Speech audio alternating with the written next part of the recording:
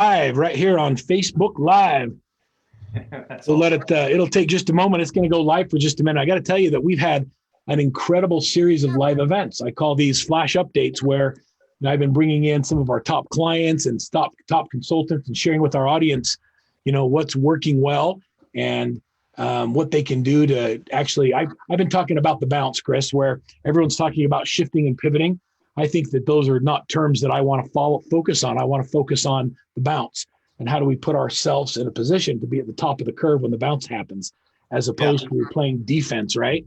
yeah, yeah. I mean, I think all those things, when we talk about building infrastructure, all the inefficiencies in the systems that you had before, if you want to capitalize on the balance, we've got to focus on those now, during this a little bit of this lull, so that the bounce can happen and it becomes sustainable. Yeah, I love that. So we'll get started here. I want to go ahead and introduce you to everybody. It's interesting. So, Chris, you know that I have a coaching company, and we've been friends for a few years now. Chris Fuller and Yeah. I are part of a kind of elite group of speakers that get together a couple times a year, and we share with each other best practices, what's going on. And when I first met Chris, I was at a place in my life where I was just transitioning. I had closed one business and was opening another one. It was growing really fast, and I listened to Chris talk in a leadership meeting, and I was blown away by the depth of knowledge in such a young guy. It's like usually you have to have really, really gray hair to have that much knowledge. And then I started learning about your background and your history. And Chris Fuller is the CEO and the president of Influence Leadership Inc. It's a company that's focused on serving businesses and business leaders through development of strategic growth. And like, if you just stop right there, but he's a born adventurer, and it's just been really interesting. He's a serial entrepreneur. He's always looking for new opportunities. And I remember he's also an author. Like I've been trying to write a book forever, and here I've got Chris that has written books and is like helping all these people. He traveled the world with Maxwell's company, helping people learn and apply the principles that are taught by John Maxwell. And it really helped him develop his own kind of process and systems for developing leaders. And it's been really interesting. So here I am a coach, and who's probably the worst person to coach than a coach, right? Well, we've had some honest conversations. I know your profile, so I'm able to understand what some of the profile means. If I'm coaching this ultra high driver, I understand what that means. Yeah. Oh, is that what you put me in that box? Ultra off the chart. So If you could fit in the box that says driver, I think you may be, keeping you contained in a box is a difficult concept. Yeah, that's true. Hey, I want to welcome our guests and our friends that are on Facebook Live. Go ahead and tell us hello and where you're from. I see Ron Howard's here from Maryland. Runs a really successful team out there, and he's just been a great, tremendous asset to Workman Success. I got to tell you, so one of my favorite Chris stories is I remember being at home, and this is like I have to give you the visual, Chris, because all my kids have gone to bed, and I have a lot of them, and I was sitting in my living room, and I was just feeling overwhelmed. I was feeling like my business was out of control, that I didn't have a handle on it. My people weren't really happy. And we were going through having these conversations, and I decided to call you that night. And I sat with Chris, and I shared with Chris kind of what my business was and where we were. And you said something to me that I cannot get it out of my head. Even to this day, it drives me a little bit nuts. And what you said to me was, well, Verl, I know what your problem is. It wasn't that I'm a high D. It wasn't that I'm a serial entrepreneur. What you said was, I've seen businesses like yours in the past, and what's happened is the body has outgrown the head. You remember that conversation? Yeah. Yeah. Now, I've always meant to ask you this. Did you mean that as a compliment? Because I didn't take it that way. Yeah. I mean, it's anytime we're successful, the challenge is going to be, we're going to be able to build an organization. And when this thing catches fire, when this thing catches steam, the struggle is going to be, it's going to outgrow us. If you're a successful leader and your organization isn't outgrowing you, then you have choked it back. You have contained it too much. And so when you're on that weird edge of feeling like you're, mostly insufficient to the organization, that's when you know that your organization's scale, three major components that we've got to look for is our system repeatable, sustainable, and scalable? And so, yeah, the system was repeatable and the system was somewhat sustainable, but the scalability, that's really where the infrastructure and the systems and all of those things, those are those key pieces, Burl, that the genius of what you are, you will always stretch your organization to keep up and pace with you. And then when your organization catches steam, then it's like, oh, wait a minute, I've got so much success. Now, how do I make it systemic success? Whereas now it's Herculean effort. Yeah, I mean, those are a lot of big words. What I got out of that is that, you're trying to do things that you don't have the experience or the knowledge to do. And it's putting stress on your organization. And then you gave me a couple of options. And Chris, I don't know how well you remember this conversation, but this was business altering for me. Your two options were, you can take your foot off the gas, which is not in my DNA. And I know you know that. He's like, well, you can take the foot off the gas and you can slow down and do it right. Or you can hire experts in areas where you're not strong. Yeah. And I chose to do number two. Matter of fact, I instant messaged my CFO, Rollin, and said, hey, Rollin, the reason I hired you, I'm doing a Facebook Live with him in a minute. You might want to join us. And so I hired Rollin Johnson as my CFO. And I'll tell you what, financially as a business, it's taken so much pressure off me, and it's allowed me to create an environment that has stability and security for my people.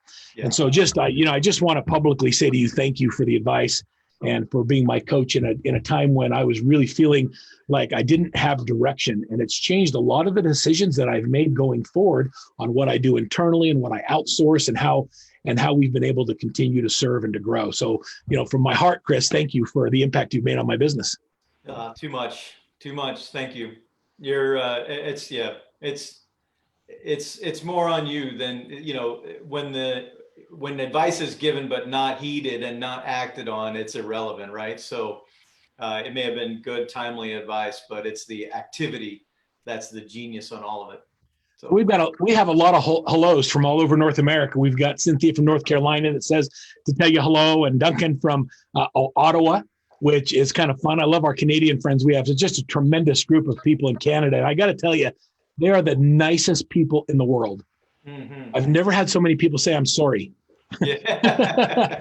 And they didn't even do anything. They're just so kind. Nice, Wisconsin and Texas, and just a tremendous group of people. So what I'd like to do today, if it's okay with you, Chris, is I'd like to talk about, as a leadership consultant right now, what are you teaching and coaching your leaders to do during this COVID-19 crisis? What are the things that you're focused on, and what are the things we should be focused on? Yeah, so really, my mantra right now is low beam leadership. And so, out of nowhere, so there's a couple of things. Number one, I want to make sure that everybody on the call with us on the Facebook Live, you were a good leader before this happened. You will be a good leader after this is over.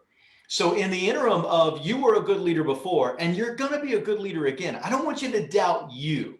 So the struggle with the circumstances is it can become internal, and you start to internalize. Did I make if I would have, and all of those things, if I can just get you into that state that just says, you know what, every single day, we are one day closer to being out of this. The emotional intelligence that's needed every single day to wake up and go, you know what, we're one day closer. We're one day closer to the bounce. We're one day closer to, and if you can just keep that in your mindset on a consistent basis, then that sort of that negative energy, we can dissipate that negative energy.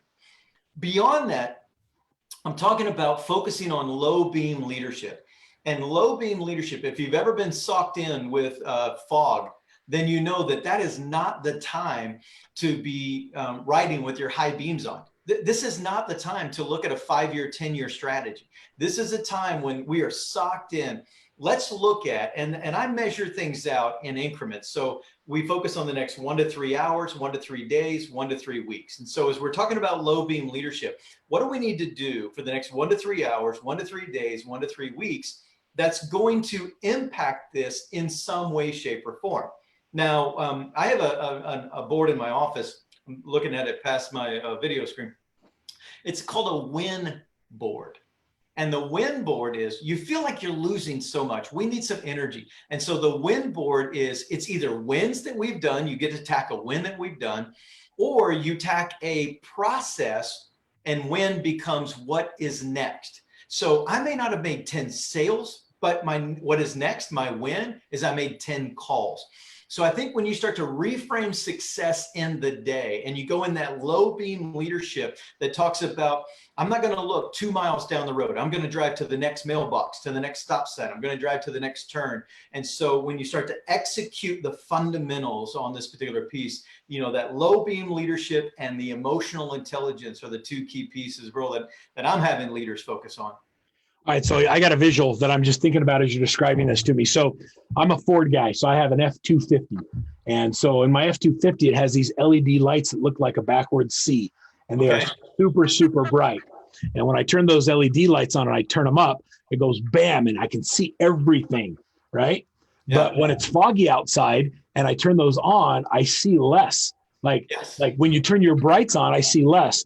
And so we had installed these fog lights. And the fog lights are a different color, and they're focused on what's directly in front of me instead of the big, broad picture. And so when you're describing low beam leadership, I'm like turning off my headlights and turning on my fog lights, which are very, very focused on directly what's ahead of me so that I don't hit something and that I can continue to have progress without having the danger associated with the fog. And so that visually to me, that speaks volumes. I love the concept of low beam leadership during a foggy time and getting really focused on the things that are right in front of you. And then, you know, we've got several people saying, I love this. Brent Gray, we need a win board. That's Brianne reaching out to my COO saying, I need a win board. And Josh says, I think we all do.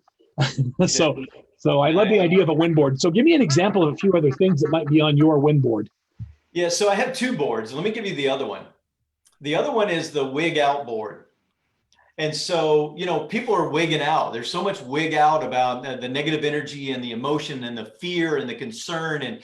And when you give into those negative emotional energies and all of that fear, see, fear resides in the unknown. Well, how much fog creates this unknown that then drives the fear? And so really, you've got to do some things, critical things, to be able to enhance your focus and to alleviate some of those fears.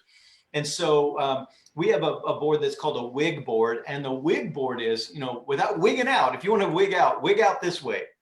What is good? What is good? So your wig board is not, I'm wigging out on fear, but I'm going to write a positive affirmation statement that I'm going to put on the wig board. And in that emotional energy, now we have an entire board that we walk past with all these positive reinforcements, these affirmations of success.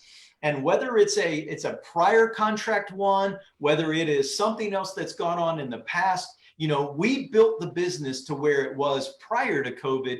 We will start again, but we're not starting from scratch. We're starting from wisdom and knowledge and expertise. So when you want to wig out in a negative fashion, you know, you can either go to the board when you need energy, or you can affirm coworkers by putting a wig, what is good, on that board when we can all feed off of that.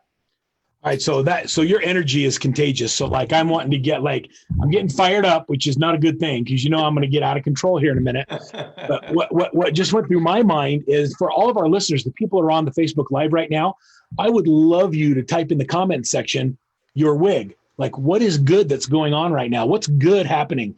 Like, what are some things that you have on your wig board? What are some of the things you have, Chris, that are good? So on the wig board, let me. You know, so some of the things are, you know, we're getting stronger in this time. So we're using this time. So we're either going to sell or we're going to work on systems and offerings. So where we can sell, we're going to sell. And where we can't sell, we are going to improve. And we're not going to waste the time. So number one, the wig is, we still have the ability to be active. there's still organizations are going to need leadership now more than ever. Organizations are going to need coaching now more than ever. And so on our WIG board, this is why we exist, to help leaders lead through crisis. And so whether it's their individual crisis or the collective crisis, there is never been a time like this. This is one for the record books. These are going to make some great stories, and we're going to capitalize on it. People have wrote, we still have our health, we still have our team, we still have some money in the bank. I mean, whatever those particular pieces are, there's a lot of those things that we focus on. But and one person, wrote a statement of faith on their WIG board. So, they're drawing affirmation and strength from whatever that possibly can be. I think that's really cool. So when I think about what's good for me, I think of a lot of things. Like one of the things is that I'm playing more basketball with my 15-year-old. Like that individual thing, while you might think it's a small thing, it's like I'm totally not cool. Meaning that, he's 15. And so his friends are cool, girls are cool, soccer's cool, dad, not so cool. But this poor kid is, climbing the walls at the house. And every day when I have an opportunity for him to say, Dad, will you come out and play basketball? I get to say, yeah, let's go. And so for me, that's a win every day that I get to connect with someone who is in a place where dad's not cool. And so, home arrest has been good for me. I don't know if it's good for him, but for me, I feel like it's been great, and I can still beat him in horse. I love it. Now, I noticed you said horse and not half court. Yeah. Yes. If we play one-on-one, then, I'm a hard guy to get around. So I have to get really close on defense. And he thinks he thinks my presence is a foul. And so I try and stick with games. And the other problem I have, Chris, is you can get a deck of cards under my vertical leap, and he can touch the rim with both fingers freestanding. And so it's not really a fair comparison. Yeah. I would, you don't fight fair. So let's just play horse. That's exactly right. In a business sense, we've been talking a lot about serve regardless of opportunity, and that is that we're looking for opportunities that we can make a difference in somebody's life, and we're counting those wins when we have an opportunity to serve, regardless of whether or not there's going to be something in it for us. And that mentality of serve regardless of opportunity is making just a tremendous impact on our clients and their communities and their families and people that need help. So instead of doing lead follow-up, we're doing serve follow-up calls. And so I count, this is something that came up yesterday. I don't know if you've thought about this as you're going through with your, with your clients, and you've got platforms, you've got evaluations and things that you're doing that are really making a difference in how people hire. The need for your services are going to be massively increased as people get back into the workforce and have to get rehired when they find their companies have gone out of business, and finding the right people. There's a really cool dynamic that's happening. And I don't mean to say it's cool because people lose their jobs. I mean, it's cool because it gives us as owners the ability to reevaluate all of the positions we have and make sure we have the right people in the right seats on the bus, because there's a whole new group of people out there that we can come in and top grade with and make sure we have the right people at the right compensation. I don't know, are you having those conversations at all? Yeah, so it's a great time from all perspectives. It's a great time for change. Change has already occurred. I just did an hour webinar on leading through change, and I've done another one on leading through crisis. And really, from a organizational standpoint, change is already going on. So as you start to add people back, as you start to come back from this, as you start to build it back, now there's no better time to build it back the way you want it than right now. So all of the inefficiencies, all of the things that you went on, that you had struggled changing within your organization, now is the time to act on those change pieces, because people get stuck in their habits and stuck in their old ways. Well, right now, normal is gone. And so this is the perfect time to reinvigorate or to add back people and processes the way you wanted them in the first place, because they're so nimble and agile and ready for change. They know all of these particular pieces. Now is that time to focus on the change that's needed, whether that's from a people or process standpoint. Yeah, no, I appreciate your insight on that. Going back to your low beam leadership concept for just a minute, I wonder if you could maybe expand on that a little bit. Like, what are some of the things that should be in our view in a shorter focus right now that aren't necessarily in our view all the time? Like when you talk about like low beam, what are those things that I should get really focused on? Yeah. So, so the first piece again is being intentional. Exactly. This is the question you're asking. Am I intentional? Am I not intentional? And I think Burl, you got an advanced copy of this one, right? The inspired. I do have a copy of that. Yes. So in the inspired model, this is not out for sale yet, guys. Just Burl's got an advanced copy on it. In the inspired model, the IN of inspired is to be intentional. And that's what you're talking about. In low beam leadership, you have to be intentional. So when we get into the E of inspired, this is execute with excellence. And so we've got to get into the block and tackle of the fundamentals of business. So when things get weird, when things get socked in, then this is the time to focus on fundamentals. It's not time it is time to innovate, but really it's time to focus on the fundamentals. So what do we need to do? How do we serve customers? What do we do with that particular, the days that we have, like you're doing? How do I maximize that time and focus on serving people and enhancing our systems? So low beam leadership, serve people and enhance systems.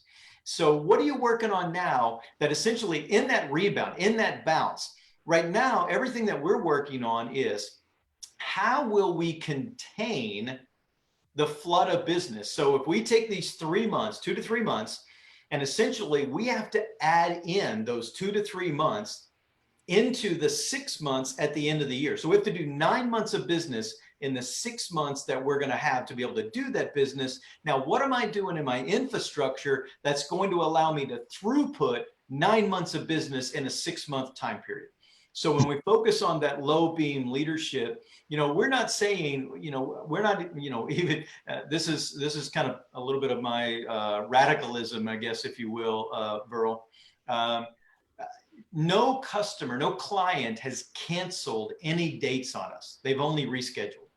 We don't even talk about it. The first couple of times where somebody said, hey, somebody canceled a workshop. No, I mean, canceled. What does that mean? Canceled. Well, they want to reschedule it. Okay, so let's kill the word cancel from our vocabulary. They didn't cancel it, they rescheduled it. And so there's not this sense of loss. It's only a sense of we're going to have to fit that in and compress that within that, again, 9 months of work in a 6-month period. What are we doing now to focus on the fundamentals of our own emotional health and then the block and tackle fundamentals of the business that's going to help us to be able to contain it? And again, 9 months of business in a 6-month span. Yeah. So like you give so much information in a short little window right there. Let me tell you what I picked up on personally, right? So here's a couple of things that I picked up on. And I'm going back to early in the conversation when you said we're either selling or we're improving. And so if we're not selling, which is okay, we can reschedule, we can postpone business, but we're not canceling business. I tell people in real estate that, we don't control the life events that occur in people's life that cause them to move. All we do is we are tools in the process so that when those life events occur, we can create a safe environment for them to transact. We're not the reason they buy or sell. We're just the tool they use to help their family move when that life event occurs or happens. And so our job isn't to tell someone, yes, you should move or no, you shouldn't move. Our job is to create that safe environment. So what are the things that you can do to focus on improvement? Like the selling thing is great. So selling is serving right now where we're doing COVID-19 follow-up calls. And I believe that by serving that the pipeline is going to be massively overflooded so that when the floodgates open, just like you said, we'll be at the position to be at the top of the bounce. What are some specific systems that you think we should focus on for areas of improvement operationally in our businesses? Number one, document anything that was clunky or a pinch point before. So, I mean, just low hanging fruit, right? What kind of constantly nagged at us before? Okay. And so the more you can automate and the more that you can create those systems, maybe it's a great time from a business standpoint, at least for me, all of our administration training that we do, we're doing those on video. And so in the recording of that, then we could have a physical training or if someone needs it in a virtual and we can segment that particular piece. So we're looking for efficiencies in that to be able to scale that throughput. But we're looking for things like when we do something, do we have the right checklist and processes, and is it streamlined, and is it, again, the three major components that I preach about all the time? Is it repeatable, sustainable, and scalable? This, we can do this, but can we do this more than once in a sustainable way? And if I throughput 30% more business in this system, where is it going to break? And so really, when you're scaling, Verl, one of the things that I talk about on that scaling is every 30%, you should probably reinvent your systems. Every 30% growth, you should reinvent your systems. You know, that's painful for me to hear, though, right? I know it's extremely painful for you to hear. But one of my clients was doing $160 million in construction. And I asked them, they said they're broken. Hey, you know, Chris, we're broken. You got to help us fix you. We're broken. I said, well, wait a minute. Are you broken? They said, yeah. I said, well, what if you just did like 30% less volume? They're like, oh man, we would crush it at 30% less volume. I said, okay, so you're not broken. You're broken at scale. Now, when was the last time you revamped your processes and systems? They said about 4 years ago. I said, what volume were you at 4 years ago? They said about 70 million. I said, you guys aren't broken, you're rock stars. You're throughputting $160 million a year through $70 million a year systems. That's amazing. And so anything that you can think about around what volume were you running before? Let's expect that plus growth. And then let's look at the systems and what's going to hurt if we try to throughput 30% more growth in that. That's interesting. You know, I guess when I'm thinking about that, when we decided, you know, we looked at the downturn and this COVID-19 coronavirus crap that's going on right now. And we said, okay, we want to keep our people engaged and busy. How do we do that? One of our big decisions was to completely redo our CRM. So we're moving off of Infusionsoft into HubSpot, and we're redoing all of our systems because the next level of scale can't be accomplished in the system that we were running it in because of all the bolt-on pieces that were broken. Yeah. And so that's an example of that. But it was it was a hard thing to do. It was hard to make a decision to spend money to change infrastructure when everybody else is pulling back. So how do you advise people on how to be smart financially when, you know, we don't know when the bounce is going to occur, how long we're going to be on home arrest? I mean, I think, you know, the rule of thumb is, we went hard and we went into, essentially a 12 to 13 week cash flow program where you focus intentionally on can I cash flow the next 13 weeks? And then you work on being diligent around making sure that you have that cash flow to be able to focus on that. But I just, if we can make some strategic cuts now we're talking about a leadership thing here, and this isn't a nice conversation. This isn't an easy conversation. There may have to be some people that are furloughed temporarily to now hold on with me, Verl. I know there may be I may have to make some tough decisions to get the revenue or to get the cost numbers, to get the cash, to be able to use that in a different way so that when we scale in the future, number one, that other employee has something to come back to, but that other employee can also make up for everything that they lost and more, because we have improved systems that improve not only their ability to perform at a higher level, but also improve their emotional psyche, improve their mental, emotional health to how think about the stress that we have in our organizations. And every time that you run into something in your organization where you say, you know what, it really shouldn't be this tough. Okay, that's a system to reinvent. That's a system to work on. Because think about the mental, emotional energy that just drains from you on a consistent basis. And those are the things that we target. But there is no magic bullet, no easy pill. You've got to look hard at your finances. You've got to plan for the future, but you've got to see where can I create some space and get that cash to improve the systems. So would you mind, Cynthia? Cynthia asked a specific question. She said, "Can you go a little deeper on what it means to have 13 weeks of cash flow?" So what does that look like? How do you evaluate it? How do you define that? What does that mean in a business? So, the 13-week cash flow is something that's used in turnarounds quite a bit, or really in business. And you simply take the amount of cash you have in the bank, the amount you think is going to come in this week, subtract all the expenses, and you do that as a running total for the next 13 weeks. So once you've got your accounting analytics down, and you take the cash in the bank and you take what you think you're going to get from a revenue standpoint, subtract the expenses, come up with a net number that carries over to what's going to be cash in the bank next Monday, and do the same thing for 13 weeks running. And ultimately, when the number goes red, you're going to be in trouble. And so then you back up and you start making changes soon enough to where that number extends past that 13-week mark. So your goal is to have forecasting based on what you know is coming in and going out to make sure it never goes in the red, and that you make the hard decisions 13 weeks ahead of when that hard decision needs to be made. So you're never in a position where you can't pay your bills. 100%. Yeah. Make the hard decisions early. And guys, this is where, this is emotional. This is where, I need to go exercise. I need to take a walk. I need to get away from the emotional hijack in my own mind around impacting people's lives by having to temporarily furlough somebody. But at the end of the day, if that spreadsheet tells me I'm going to be in trouble, then I'm going to hurt them temporarily, but I'm going to harm all of us long-term if I don't make the right business decisions right now.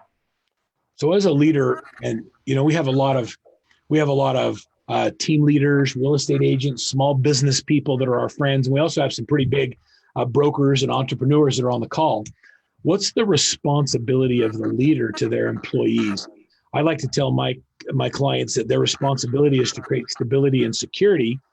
And sometimes that means not having as many people. Like if we can't be stable and secure and be in business, and when this is over, then we failed everybody.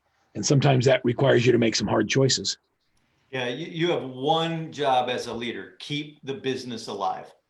And so, I've dealt with some pretty heavy companies in New York that do this for a living. If these guys ever walk in your door, you're having a really bad day.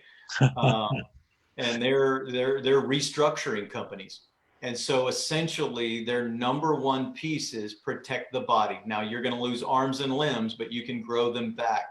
But you can't lose the company. And at the end of the day, that's what you have to focus on. What do I have to do to keep the company alive so that people have a place to come back to as this rebounds? So Chris, I'm going to shift gears if I can with you. And, we talk about making hard decisions as leaders. Does that mean you don't have optimism? No, I have complete optimism, and I had to explain some of the decisions. In one case, I'm optimistic, and I'm talking about, hey, we're gonna lick this thing, and we're gonna do this, and it was within a couple of days that I had to, to let somebody know that we're going to be separated for a series of months while we get this done. And the response was, I think her response was, I don't understand yesterday's optimism versus today's furlough. And I said, the news changed, the data changed. And so from that reality standpoint, every day we're coming in and we are going to work at it, and it's going to get better.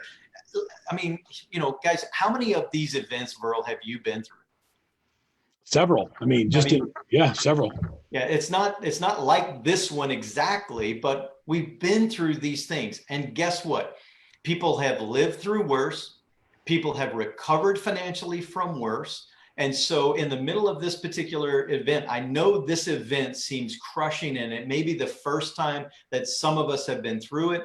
But at the end of the day, we've been through it before, we've recovered, we're going to get through it again, and we're going to recover. And then, in the interim, will there be pleasant times? Yes. Will there be unpleasant times? Yes. But these are the times. We can't, the emotional hijack is one of the other pieces, that emotional intelligence that I talk about. And I'm optimistic, but I understand that the way that the brain works is it emotes before it logics. It reasons after it protects.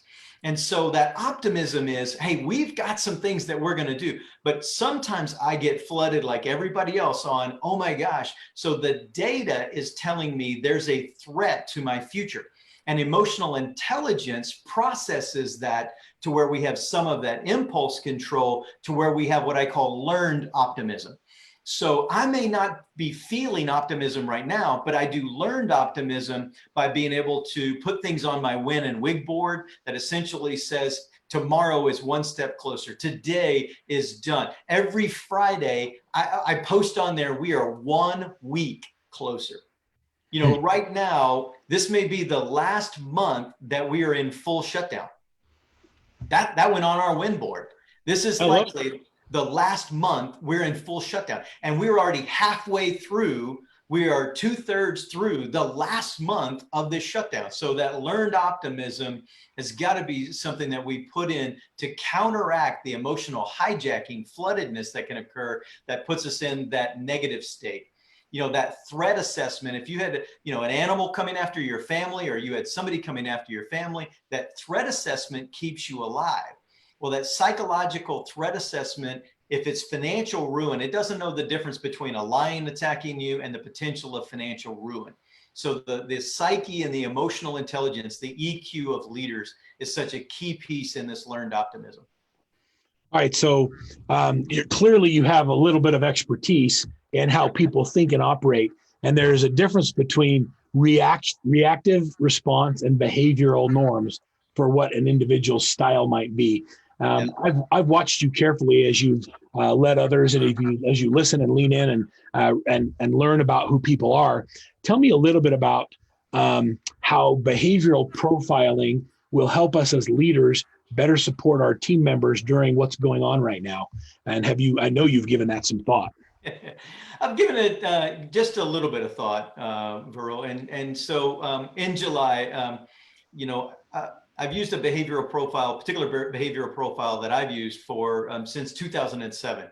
And in July, I was able to buy that organization, buy that company, and starting to put that into our repertoire in a more entwined fashion. We're combining companies. So moved to Atlanta from Dallas, Fort Worth. So Texas boy, moved to Atlanta to own and operate this organization.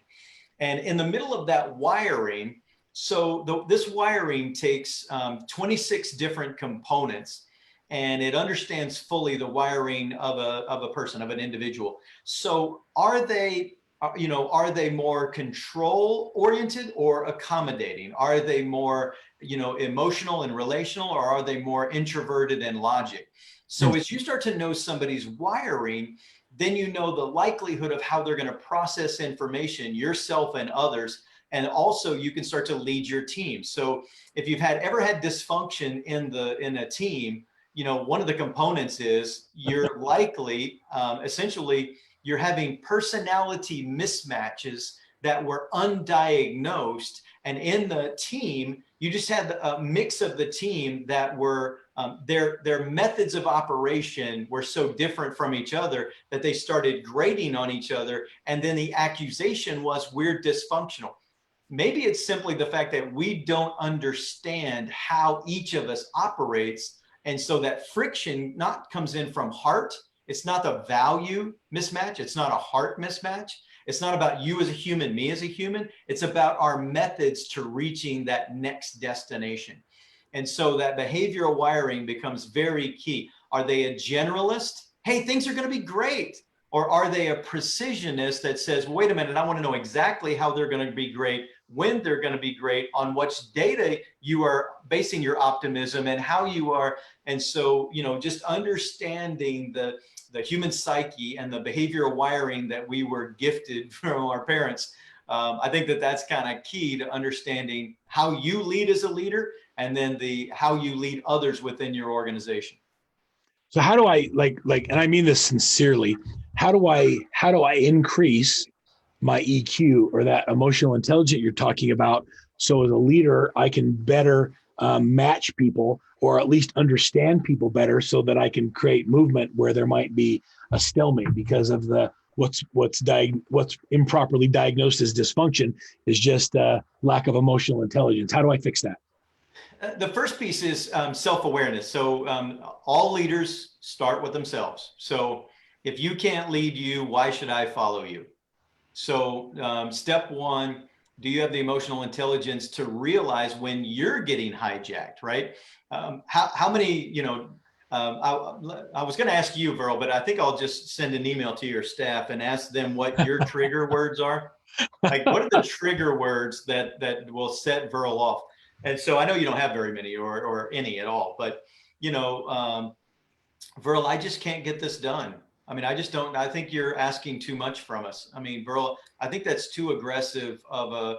I think we need to slow down. I think those might be trigger words, just maybe. So, just maybe. So knowing that then puts you in this reactive, defensive, emotional state, the first piece is understanding what your emotions are and being able to even keep a journal on what you're feeling and what's going on with you. So it's self-awareness, and then it's others awareness or social awareness. So the keys to emotional intelligence, self-awareness, and then self-management or impulse control. Then I can turn and start being a student of people and seeing when they get hijacked, and then start to make some relational repairs or some repair attempts, teaming attempts to be able to eradicate some of that dysfunction. But the first piece is just understanding, and I teach a method on root cause analysis for conflict. Okay, we're having conflict. Do we know why we're having conflict? Is the conflict over the answer, or is the conflict over the process to get to the answer? Or being able to define that conflict helps to understand the wiring, the emotional intelligence, and really getting down to the core. But one of the things I teach teams, Verl, is you've got to externalize the enemy. You've got to externalize the enemy. If the enemy is inside, if the enemy is me versus you, we're in trouble. Okay. But if the enemy is the marketplace, the enemy is $160 million worth of business on $70 million systems. We're not relationally broken. We're stressed because we're limping along underdeveloped systems that are causing friction in the team that then cause relational issues that appear to be dysfunction. Okay. All right. So let me put that in Verl speak. I like to say we don't have people problems. We have process problems, but the process problems are creating the people problems. Exactly. Got it. Okay. All right. So I don't know if anybody else picked up on Chris's coaching right there, but he was actually coaching me. And when we were having that conversation, he was saying, Verl, you have triggers that set you off that aren't a healthy place in your team. And you need to start a journal, and you need to start writing down what those activities or what those triggers are, so you can start recognizing them and then get smarter about how you communicate with your team, so you can get more from them and have a better workplace environment. Is that what you're telling me? Did I pick up that correctly? I love you, Verl. Love you, Verl. So how many of you are enjoying the coach being coached? I love that. I actually love it. And so, Chris, I appreciate it. And I don't take it with anything other than the love it was meant for. And that is that, Chris has had the opportunity to work with my daughter, Brianne, who's my co-founder, and he has almost the identical personality that I do. And when you have two super high Ds that are going a million miles an hour, it oftentimes creates conflict because neither one of us slow down long enough to think about how the other person might be thinking or feeling as a result of our interaction. And so this emotional intelligence you're talking about, where you have to first learn to lead yourself, otherwise you can't effectively lead others, that resonates with me. I love the talk you talk about emotionally and psychologically, how people process based on their style and their behavior style. I want to know more. So when you talk about hijacking, what did that mean? So determine or define, like when you said, Verl, when you had this trigger, something got hijacked. What's getting hijacked? Tell me what that means. I don't get it. Yeah. So mentally, what happens is in the limbic area of the brain. So essentially, all the synapses funnel up, hits the biggest area of the brain. Okay. That's the emotion. Okay. You have to get the thought process is through the emotion, through the limbic, before you can get to the cortex, neocortex, before you can get to thought and logic and reason, you got to get past the emotion. And the emotion, this area of the brain, the limbic, is where fight, flight, or freeze occurs. Okay. So you are in a state of hijack when you want to walk away and give up and flee, when you want to turn around and fight, or when you feel paralyzed in what to do. Well, how much of the COVID-19 within our businesses are we in a state of hijack? Fight, flight, freeze. Like all of us. Yeah, yeah, all the time. Right. So in that emotional hijack, I've got to get, I can either, there's two aspects of it. I can solve the problem, right? If an animal's attacking me, I can deal with that animal. I can kill that animal. I can do whatever that I need to do. If somebody's attacking my family, I can deal with that particular thing. I can solve the problem. Right. But if it's not a problem I can solve, I have to process the emotion. Okay. Those are two sides. Solve the problem and the emotion goes away. If I can't solve the problem, then I have to process the emotion. And so some of that processing the emotion comes into this: what am I feeling? Why am I feeling it? What's the story in my head that's going on? And where am I futuring a negative consequence that has now got me locked into that overwhelm or flooding of emotion that keeps me in the fight, flight, or freeze state? I think that's why I'm married, is because I have a wife that makes me think differently. Like, she has a heart that's so big. It was interesting the other day. My daughter and my wife had gone to a curbside pickup at a restaurant, and the order wasn't accurate. And so my daughter got out of the car, and there was another gentleman who also got out of the car, and somebody came out of the restaurant and lost their mind. Like, oh my gosh, you're not social distancing. The world's going to come to an end, you know? And they were like, I just want my burrito. And I didn't get my burrito. I had to get out to tell someone. And my daughter, she quickly got in the car because she avoids any confrontation at all. And this other guy stood his ground and says, you can't tell me what to do. And I asked my wife how she felt about that. And she said, well, my thought was, I wonder what's going on in his life. He must be really afraid. There must be some heightened emotions going on that made him behave that way. And the person that came out and got on him must also have some and we don't know. Like, we don't know what's going on in people's lives. And so how about we just stop judging it and get some emotional intelligence? I like that, you know, your personality and know that they have one as well. And there's something going on that's causing people to behave a certain way rather than to run over the top of them. So I like the concept of when all of my emotions, which is almost how I function, like I don't, the part of the brain that is logical, mine must be really, really small, because I'm an emotional eater. I'm an emotional leader. Emotion is how we keep energy and enthusiasm. And so I think that part where I reason is really, really small. How do you change that with people? So somebody wanted to know, and I love the questions that are coming in. By the way, if you have a question for Chris, or you'd like to share a thought, please type it in the chat box. How do you get a better understanding? And this is a self-serving question. I want you to tell me, how do our people really gain a better insight on who they are behaviorally? Like, can we take your behavioral profile? Yeah, so the Right Path behavioral profile is a step that'll understand your wiring and understanding your needs, how you process information. And in times of crisis, you don't get more adaptable, you get more rigid. And so the rigidity that's where you have to understand your wiring deeply, because you're not going to have the flexibility that you would have in times where you have more freedom and you have more time and you have all that. So that's a key piece on that one aspect. And from a larger aspect, we have not only the individual personality behavioral profile, we also have an assessment called an LQ360. And the LQ360 is 64 questions that talk about how others experience your leadership. Mm.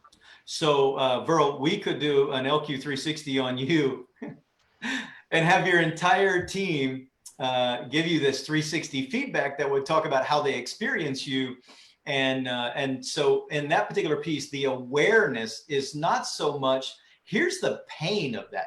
Now we have great organizations like, well, we have some, I'll leave that one out. We have a national football team that might have green in their logo that uses these LQ360s. And in the 360, it's something that's done to the benefit of the leader, not as a corrective action or punishment to the leader. The struggle is when you're leading your guts out, and then we do a 360 and you get some feedback where people are saying you're not really effective with me, or they say your EQ is this. It's got 5 different areas of the assessment. It's got your approach to results and how people experience that, your approach to relationships and how people experience that, your ability to build trust, your emotional intelligence, and your ability to build leaders in the future. And so after you get done with these 64 questions, you get everybody around you's perspective, and we look for the themes and the patterns that tell me how to help you improve your leadership. And in the middle of that emotional intelligence, or whatever those components are keys, critical keys to being able to increase your effectiveness. I love that. I actually believe 100% that in order for a leader to be effective, they have to be vulnerable and they have to be willing to look internally to what's going well and how people perceive them. Otherwise, you can't fix it. It's just like any kind of a tracker. The reason we track things is so we can train or coach to the gaps. But if you're not willing to tell me what the gaps are, I can't coach to them. And so I love the concept, and I love the ability of leaders to have access to the tools to be able to do that. If you could give us 2 or 3 things just from I'd like to hear Chris Fuller thoughts on what you believe the next 30 and 60 days is going to be like, and like 1 or 2 really clear action items that we could focus on. So I think we're still going to be in this walking our way out of the pause. So, part of the emotional hijack is when your expectations mismatch to reality, then you experience frustration or hijack. And so we have to make sure that we're having the right expectations, but with learned optimism. All right. So let me caveat that. I think that we're going to start to see some things open, but I think it's going to be a time where it starts to unwind. And then I think we have to be ready for the bounce. And so in the middle of these next 30 to 60 days, what I would really ask everyone to do is tie your shoes. Get ready to run. And what are we going to do to make sure that we have our, the story of Coach John Wooden of the, UCLA basketball fame, the first thing that he taught his incoming players was how to put on their socks. And he made them put on their socks and tie their shoes effectively so they wouldn't get blisters, so that when they ran at full speed, they wouldn't be sidelined at any point. So focus on the fundamentals. What are the next things that we need to do to get our socks on, to tie our shoes, and to get ready to run? But use the nervous emotional energy to work on enhancing your systems, and to focus on this aspect of how are we going to lead ourselves out of this? How are we going to serve ourselves out of this? And what are those key pieces that we focus on when we're elevating to that next level? I just want you to know I bent down and tied my shoes. Like, I'm right there with you. So I'm going to totally use that. I love that concept of what shoe are you doing right now? Tie your shoes, put your socks on right, get ready to run. Get ready to run. Yeah. I love the energy and enthusiasm. Chris gave us, for those of you that are on the live call right now, I posted a link in the Facebook Live where Chris is making a really cool offer, and that is to be able to go in and take the RP behavioral profile for free. So if you're on the live call right now, look in the live chat area where I posted a link. Go in for downloads from today's session where Chris is going to make that available. For those of you that are watching this on a record that's being played later, then you can go to behavioral. You can go to the link that's on the same place, and Chris will give you a significantly discounted ability to take that same profile. So I want to reward those of you who are on the live today and say thank you for being here. And Chris, I just appreciate all your insight and your energy and your enthusiasm. You certainly inspired me to be a better leader today. And I'm with you. I'm going to tie my shoes and I'm going to get ready to run, because we're going to come out of the gates. We're going to come out of the gates acquiring market share instead of losing market share to those who are prepared better than we are. I love it. And one of the things I mean, I absolutely know about you, Burl, is anybody that, you know, that spends time with you and really aligns with your organization, they can't help but get better. I mean, you know, the success systems and everything that you put into play to really be able to drive value and help people to that next level. They are in great hands with Burl. Thanks, Chris. Appreciate it. All Thanks for right. being here from everybody live. Thanks for being here. Make sure you share this with others. Give us likes and thumbs ups, and we'll see you next week on our flash briefing. Bye, everybody. See you guys.